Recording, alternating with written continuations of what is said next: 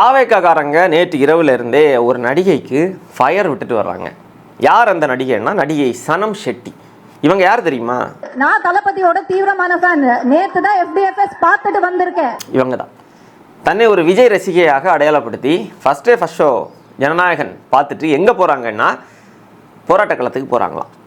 NEET தேர்வுக்கு எதிரான போராட்டம் நடக்குது இல்லையா, சென்னையில் கம்யூனிஸ்ட் கட்சி அலுவலகத்தில் சிஜேபி அப்புறம் நம்ம மாணவர் அமைப்புகள் இவங்கெல்லாம் சேர்ந்து போராட்டத்தை ஒருங்கிணைக்கிறாங்க. அதில் அரசியல் கட்சியை சார்ந்தவர்கள் எல்லாம் போகிறாங்க, பொதுமக்கள் கலந்து கொள்கிறார்கள், மாணவர்கள், இளைஞர்கள், திரைப்பிரபலங்கள் எல்லாருமே அங்கே போகிறாங்க. போய் அந்த போராட்டத்திற்கு ஆதரவான கருத்துக்களை பேசிட்டு வராங்க. அப்போ அந்த இடத்துல இவங்களும் போகிறாங்க. போனவங்க என்ன செய்யணும்? அங்கே போய் என்ன நோக்கத்திற்காக அந்த போராட்டம் நடக்கிறதோ அந்த நோக்கத்தை தன்னுடைய கருத்தாக வெளிப்படுத்தணும் இல்லையா? இல்லை தனக்கு அதில் மாறுபட்ட கருத்து இருக்குது அப்படின்னா மாறுபட்ட கருத்துக்களை வெளிப்படுத்தலாம். அதற்கென்று ஒரு நாகரிகமான ஒரு முறை இருக்கிறது, ஒரு மேடை நாகரிகம்னு ஒன்று இருக்குது. ஒரு இடத்துல நம்ம போகிறோம், நமக்கு எதிரான ஆட்கள் அங்கே இருக்கிறாங்க, நமக்கு எதிரான கருத்தோடு ஒரு போராட்டம் நடக்குது அப்படின்னா நம்முடைய கருத்தை சொல்கிறதுக்கு ஒரு பக்குவம் வேணும், அதுக்கு ஒரு முறை இருக்கிறது. அது எதையுமே கடைபிடிக்காமல் இவங்க என்ன செய்கிறாங்க அப்படின்னா அங்கே போனதுமே நான் பேச முன்னாடி எல்லாருமே நீங்கள் சியர் பண்ணுறீங்க, பேசி முடிச்சதுக்கப்புறமா எத்தனை பேர் சியர் பண்ணுறீங்கன்னு பார்க்கலாம் அப்படின்னு ஆரம்பிக்கிறாங்க. அப்போ ஒரு வில்லங்கத்தை உண்டு பண்ணுறதுக்கு தான் இவங்க போனாங்கங்கிறது இவங்களுடைய அந்த ஆரம்பத்திலேயே தெரியுது. போனவங்க அட்டண்டன்ஸ் எடுக்கிறாங்க. இங்கே எத்தனை பேர் மாணவர்கள் இருக்கிறீங்க, யாரெல்லாம் மாணவர்கள், யாரெல்லாம் சிஜேபியை சார்ந்தவங்க, யாரெல்லாம் பப்ளிக் இருக்கிறீங்க? நான் பப்ளிக்கை சார்ந்து தான் வர்றேன். நீங்கள் பப்ளிக்கை சார்ந்து போனீங்கன்னா நீங்கள் என்ன செஞ்சுருக்கணும்? இப்படி அட்டண்டன்ஸ் எல்லாம் எடுக்கக்கூடாது. நான் பப்ளிக்காக வர்றேன், உங்களுடைய இந்த போராட்டத்தை நான் ஆதரிக்கிறேன் இருந்திருக்கணும். பப்ளிக் வந்து அப்படி தான் இருப்பாங்க, இல்லைன்னா கலந்துக்க மாட்டாங்க. அவங்க பண்ணுறாங்க, நமக்கு எதிர்கருத்து இருக்குது, நமக்கு அந்த போராட்டத்தில் போய் நின்று நம்ம வலு சேர்க்க வேண்டிய அவசியம் இல்லை. இல்லை எதிர்கருத்தை பதிவு செய்யலாம்னா வந்து நாகரிகமான முறையில் பதிவு செய்வாங்க. நீங்கள் அங்கே போய் விதண்டாவாதத்தை செஞ்சுருக்கிறீங்க. என்ன சொல்லியிருக்காங்க அப்படின்னா அந்த போராட்டத்தை வந்து முதலமைச்சர் விஜய் அவர்களை பற்றி பேசுகிறாங்களாம், சிஎம்மை பற்றி பேசுகிறாங்க, சிஎம்முக்கு எதிராக போகுது அப்படின்னு பேசதாங்க செய்வாங்க. முதலமைச்சர் என்ன விமர்சனத்திற்கு அப்பாற்பட்டவரா? இங்கே என்ன மன்னராட்சி நடக்குது தமிழ்நாட்டில்? முதலமைச்சரை பேசவே கூடாதா?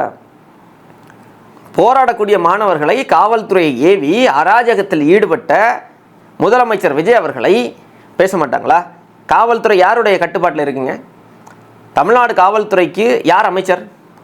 காவல்துறை தன்னுடைய நேரடி கட்டுப்பாட்டில் இருக்குது. யாருடைய? முதலமைச்சர் விஜய் அவர்களுடைய. அப்போ காவல்துறை இவ்வளோ அடக்குமுறைகளை ஏவி இருக்குது. நம்ம ஏற்கனவே பேசியிருந்தோம் என்னென்ன ரீதியிலே காவல்துறை அடக்குமுறைகளை வந்து இந்த போராட்டத்தை சிதைப்பதற்கு அடக்குமுறையை வந்து ஏவுனாங்க. இதெல்லாம் முதலமைச்சர் விஜய் அவர்களுக்கு தெரியாமல் தான் நடக்குதா? அப்போ விஜய் அவர்களை நோக்கி கேள்வி எழுப்ப தான் செய்வாங்க. அந்த கேள்விகளுக்கு பதில் சொல்லுங்க. அங்கே போய் இதை வந்து அரசியல் பண்ணுறாங்க, அவங்க எல்லாம் தான் ஜோக்கர்ஸ் அப்படின்னா அதில் எல்லா கட்சியை சார்ந்தவர்களும் தான் இருக்கிறாங்க. அவங்க தான் ஜோக்கர்ஸ், நாங்க கிடையாது. அவங்க தான் ஜோக்கர்ஸ், அவங்க தான் ஜோக்கர்ஸ். நீங்க பேசுறப்போ I have huge respect on you sir அப்படின்னு இயக்குனர் வெற்றிமாறனை சொன்னீங்க இல்லையா, அவரும் அங்கே தான் இருந்தார். அவரும் ஜோக்கரா? எப்படி? இப்போ விஜய் அவர்களை எதிர்த்தா எல்லாருமே ஜோக்கரா? முதல்ல அந்த போராட்ட காலத்தில் நீங்கள் எதுக்கு போனீங்க? யார் சொல்லி போனீங்க? அமைச்சர் ராஜ்மோகன் சொன்னாரே தூண்டுதலின் பேரில் போராட்டம் நடக்குது அப்படின்னு.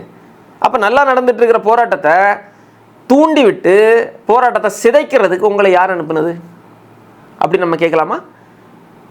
தாவேக்கா சார்பாக வந்தீங்களா? தாவேக்காவினுடைய பிரதிநிதியாக வந்தீங்களா? நீங்கள் எப்படி வந்தீங்க? யார் சொல்லி வந்தீங்க? என்ன நோக்கத்துக்காக நீங்கள் இங்கே வந்தீங்க? அப்போ நீங்கள் இப்படி பேசுனதுமே என்ன பண்ணுறாங்க, அங்கே இருக்கக்கூடியவங்க வந்து இவங்களுடைய பேச்சு சரியில்லைன்னு சொல்லிட்டு கூட்டத்தில் இருந்தவங்க ஆர்ப்பரிக்கிறாங்க, அவங்க வந்து கூச்சலிடுறாங்க. உடனே இவங்க என்ன பண்ணுறாங்க, என்னை பேச விடலை, இது வந்து டெமோக்ரஸி இல்லை. This is not democracy. Every citizen has a freedom of speech. டெமோக்ரஸின்னா என்னது? ரைட் டு ஸ்பீச் இல்லை அப்படிங்கிறாங்க. ரைட் டு ஸ்பீச்னா என்னது? முதலமைச்சர் விஜய் அவர்களுக்கு எதிராக பேசுகிறாங்கன்னு கொந்தளிச்சுட்டு ரைட் டு ஸ்பீச்சை பற்றி நீங்கள் பேசலாமா? முதலமைச்சர் விஜய் அவர்களுக்கு எதிராக பேசுவதும் ரைட் டு ஸ்பீச் தான்.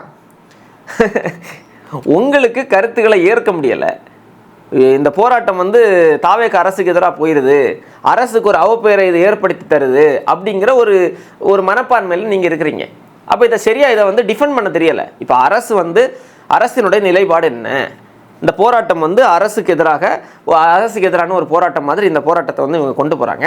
அப்படிலாம் இல்லை, தாவேக அரசினுடைய நிலைப்பாடு, இந்த போராட்டத்தை தாவேக அரசு முழுமையாக ஆதரிக்கிறது. நீட் பேன் என்பதுதான் தாவேகாவினுடைய முழுமையான நிலைப்பாடு. டெல்லியில் நடக்கக்கூடிய அந்த கோரிக்கைகளை நாங்கள் ஏற்கிறோம். சொல்லுங்கள், நீங்கள் டெல்லியில் அந்த போராட்டத்தினுடைய கோரிக்கை இருக்கு இல்லையா, அதாவது தர்மேந்திர பிரதான் ராஜினாமா செய்யணுங்கிறது, அதை பற்றி உங்களுடைய அமைச்சர்கள்ட்ட கேள்வி கேட்டால் உருட்டி வச்சுட்டு இருக்கிறாங்க, பதில் சொல்லலை. நீட் தேர்வு வேணாம்ங்கிறது தான் எல்லோருடைய நிலைப்பாடு, தமிழ்நாட்டினுடைய நிலைப்பாடு. ஆனால் அந்த நீட் தேர்வு ரத்து செய்யப்படுறது வரைக்கும் நீட் தேர்வு நடந்துட்டு தான் இருக்கும். அப்போ அப்படி நடக்கக்கூடிய அந்த நீட் தேர்வு முறைகேடுகளோடு நடக்கட்டா? அப்போ முறைகேடுகளை ஆதரிக்கிறீங்களா நீங்கள்? அது நம்ம பேன் நீட்டு தான் கேட்குறோம். நோக்கம் திசை திரும்பும். என்ன நோக்கம் திசை திரும்பும்? நாடே இன்னைக்கு நீட் தேர்வை பற்றி பேசிகிட்டு இருக்கிறப்போ தமிழ்நாட்டினுடைய குரல் தானங்க உறக்க இருக்கணும். தமிழ்நாடு தான் மற்ற மாநிலங்கள் எல்லாம் எதிர்ப்பதற்கு முன்பே, இப்போ கூட பல மாநிலங்கள் எதிர்க்கலை நீட்டை, நம்ம தான் எதிர்த்து நின்றோம் நீட்டை. அப்போ இன்னைக்கு ஒரு வாய்ப்பு இருக்குது. ஒட்டுமொத்த நாடே நீட் குறித்து விவாதம் நடத்திட்டு இருக்கிறப்போ அவங்க ஃபேர் நீட் கேட்குறதாவே இருக்கட்டுங்க. இந்த நீட்டால் வரக்கூடிய பாதிப்புகள் எல்லாவற்றையும் இப்போ தானே பேசணும். நீங்கள் பேசுகிறீங்களா? தாவேகாவை சார்ந்தவங்க எல்லாம் பேசுகிறாங்களா? நீட்டுக்கு எதிராக பேசிகிட்டு இருக்கீங்களா? நீங்கள் நீட்டுக்கு எதிராக போராடிட்டு இருக்கிறவங்களுக்கு எதிராக எல்லாம் பேசிகிட்டு இருக்கிறீங்க. அப்போ உங்கள் நிலைப்பாடு என்ன?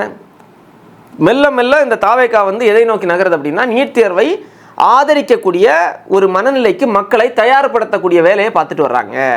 அதனால தான் இவங்களுக்கு என்ன பிரச்சனை வருது அப்படின்னா, நீட்டுக்கு எதிராக மக்கள் போராடுறப்போ இவங்களுக்குள்ளாடி ஒரு குற்ற உணர்ச்சி வருது. இது நம்ம அரசுக்கு எதிராக போராடுறாங்க. உங்கள் அரசுக்கு எதிராக போராடுறாங்கன்னா நீங்கள் இந்த போராட்டத்தை எல்லாம் கொச்சைப்படுத்தினீர்கள், கொச்சைப்படுத்தி கொண்டிருக்கிறீர்கள். காவல்துறை மூலமாக போராட்டத்தை நசுக்குகிறீர்கள். அரசு காவல்துறை மூலமாக போராட்டத்தை நசுக்குது.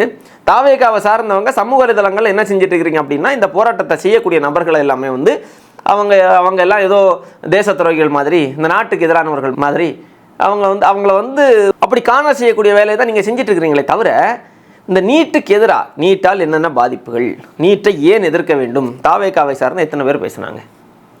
பொத்தாம்பதுவாக இன்னைக்கு நீட்டை நாங்கள் ஆதரிக்கிறோம்னு சொன்னால் மக்கள் மத்தியில் அது இவர்களுக்கு ஒரு பெரிய ஒரு கெட்ட பெயர் ஏற்படும், பெயர் வரும். இவர்களுடைய நிலைப்பாடு, கட்சியினுடைய நிலைப்பாடாக இவங்க சொன்னது நீட் ரத்து செய்யப்பட வேண்டும் அப்படின்னு தான் சொன்னாங்க. ஆனால் இப்போது அப்படி பொத்தாம்பதுவாக என்ன சொல்கிறாங்கன்னா, நீட்டு விலக்குங்கிறது தான் எங்களுடைய நிலைப்பாடு அப்படின்னு சொல்லிட்டு இந்த பக்கத்தில் நீட்டை எதிர்க்கக்கூடிய நபர்களை எல்லாம் வெறிநாய் போல் கடிச்சு கொதறிட்டு இருக்கிறாங்க தாவேகாவை சார்ந்தவர்கள் சமூக வலைதளங்களில். அப்போ இது என்ன ஆகுது? இந்த நீட்டுக்கு எதிராக இருக்கக்கூடிய மனநிலை கொண்ட மக்கள்கிட்ட தாவேகா அரசு நீட்டுக்கு ஆதரவான ஒரு மனநிலை நோக்கி நகர்கிறது என்கிற உணர்வை கொடுக்கிறது. அப்போ இங்கே விமர்சனம் வைக்கப்படுகிறது தாவேகாவை நோக்கி. அந்த விமர்சனத்தை ஏற்றுக்கொள்ளுங்க. உங்ககிட்ட இருந்து மைக்கை வாங்கினாங்க, பேச விடலை அப்படின்னு நீங்கள் சொல்கிறீங்க.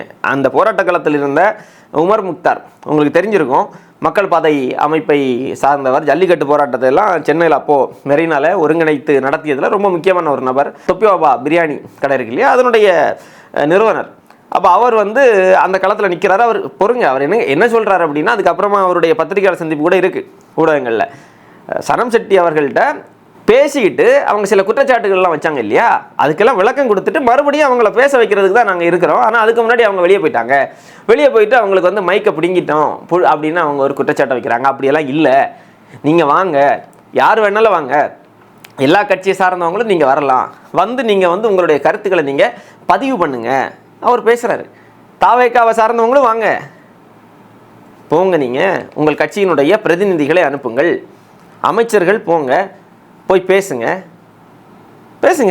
சட்டமன்ற உறுப்பினர்கள் போங்க, தாவேகாவினுடைய செய்தி தொடர்பாளர்கள், கொள்கை பரப்பு செயலாளர்கள் போய் உங்கள் இந்த சந்தேகங்கள் இருக்கு இல்லையா தாவேகா அரசை நோக்கி மக்களுக்கு, அந்த சந்தேகங்கள் எல்லாம் நீங்கள் தெளிவுபடுத்துங்க. அதை எதையுமே நீங்கள் தெளிவுபடுத்தாமல் இது மாதிரியான ஒரு குழப்பத்தை ஏற்படுத்தக்கூடிய வேலையை ஏன் தாவேகா செய்யுது? அப்போ உங்களுடைய நோக்கம் என்ன? முதலமைச்சர் விஜய் அவர்கள் விமர்சிக்கப்படத்தான் செய்வார். அவர் முதலமைச்சர், மக்களுடைய வரிப்பணத்தில் சம்பளம் வாங்கி கொண்டிருப்பவர். அவரை விமர்சிக்கவே கூடாது அப்படின்னா எப்படி? இதில் என்ன அப்படின்னா, இவரை யாரெல்லாம் விஜய் அவர்களையும் தாவேகாவினுடைய செயல்பாடுகளையும் விமர்சிக்கிறார்களோ அவங்க எல்லாரையுமே திமுக யார்? திமுக அந்த கூட்டத்தில், அந்த போராட்டத்தில் கூட திமுகவை சார்ந்தவர்கள் கட்சி அடையாளத்தோடு வந்திருந்தாங்க. ஜென்சி டிஎம்கேன்னு, இந்த ஜூலியோடு இன்னும் சிலர்லாம். அப்போ அவங்கள அந்த போராட்ட களத்தில் இருந்தவர்கள், அந்த போராட்டத்தை ஒருங்கிணைத்து நடத்துகிறவங்க ஏங்க ஏற்கனவே கட்சி அடையாளம் சொல்லி இதை முத்திரை குத்த பார்த்துட்டு இருக்கிறாங்க, நீங்கள் வேற இப்போது ஜென்சி டிஎம்கேன்னு எதுக்கு முத்திரை குத்திட்டு வர்றீங்க, இதெல்லாம் சரியில்லைன்னு சொல்லி எச்சரிக்கிறாங்க. அந்த போராட்ட களத்தை விட்டு திமுகவை சார்ந்தவர்கள் அப்புறப்படுத்துகிறாங்க. இதுவும் அந்த இடத்துல நடந்தது.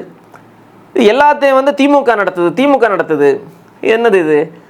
போராட்டத்தில் வந்து சமூக விரோதிகள் நடத்துகிறாங்க, தேச துரோகிகள் நடத்துகிறாங்க, பிரிவினைவாதிகள் நடத்துகிறாங்கங்கிற ஒரு கருத்து இருக்கு இல்லையா? என்ன போராட்டம் நடந்தாலும், ஜல்லிக்கட்டு போராட்டம் தொடங்கி என்ன போராட்டமாக இருந்தாலும் போராட்டினாலே அவன் எல்லாம் தேச துரோகி, வெளிநாட்டிலேருந்து பணம் வாங்கிட்டு போராடுறாங்கிற ஒரு முத்திரை இருக்கு இல்லையா? அது மாதிரி தான் இப்போ தமிழ்நாட்டில் போராட்டினாலே திமுகவை தவிர இவங்களுக்கு வேறு ஒன்றுமே தெரியாது. திமுக விடுங்க, மக்களுடைய நியாயமான கேள்விக்கு பதில் சொல்லுங்க. முதலமைச்சர் விஜய் அவர்கள் இதுவரைக்கும் இந்த நீட் முறைகேடுகளுக்கு எதிராக ஏன் பேசலை? டெல்லியில் ராகுல் காந்தியை கைது செய்ததை கண்டிக்கிறார். அதுலேயும் பாஜக அரசுங்கிற வார்த்தையெல்லாம் எங்கேயுமே வந்ததா தெரியலை. இவர்களும் சரி, இவர்களுடைய அமைச்சர்களும் சரி, அப்படி போகிற போக்கில் பூசி மொழிக்கு ஒரு செய்தி. ஏன்னா இதுக்கு எதிர்ப்பு தெரிவிக்கலைங்கிற மாதிரி வரக்கூடாது இல்லையா? அப்போது அது ஒரு பூசி முழுகிற மாதிரி ஒரு செய்தியை மேலோட்டமாக போட்டுட்டு அப்படியே போயிடுறது. ஆனால் அந்த பேப்பர் லீக் ஆனதுக்கு என்ன தண்டனை கொடுக்க வேண்டும், அதற்கு அமைச்சர் பொறுப்பேற்க வேண்டுங்கிறது தான் கோரிக்கை. அதில் உங்களுடைய நிலைப்பாடு என்ன?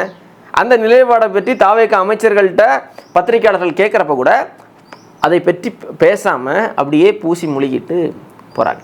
முதல்ல முதலமைச்சர் விஜய் அவர்கள் இந்த நீட் விவகாரத்தில் உங்களுடைய நிலைப்பாடு என்ன? தெளிவாக பேசுங்க, சும்மா அறிக்கை விட்டுட்டு இருக்கக்கூடாது. தெளிவாக மக்களுக்கு சொல்லுங்கள். மோடி அவர்களே பேசிட்டார். பேசாமல் இருந்த மோடி அவர்களே இந்த போராட்டத்தினுடைய வீரியத்தை அடுத்து அவரே பேசியிருக்கிறாரு. அவர் பேசுனது என்ன பேசினார், அது சரியா தவறாங்கிறதெல்லாம் ரெண்டாவது. ஆனால் அவர் ஏதோ ஒன்று பேசினார். அப்படி நீங்கள் பேசுங்க. அதை விட்டுட்டு இது மாதிரி சனம் ஷெட்டி போன்ற நபர்களை ஏவி நல்லா நடந்துட்டு இருக்கக்கூடிய அந்த போராட்டத்தை சீர்குலைக்கலாம் அப்படின்னா அது நடக்காது.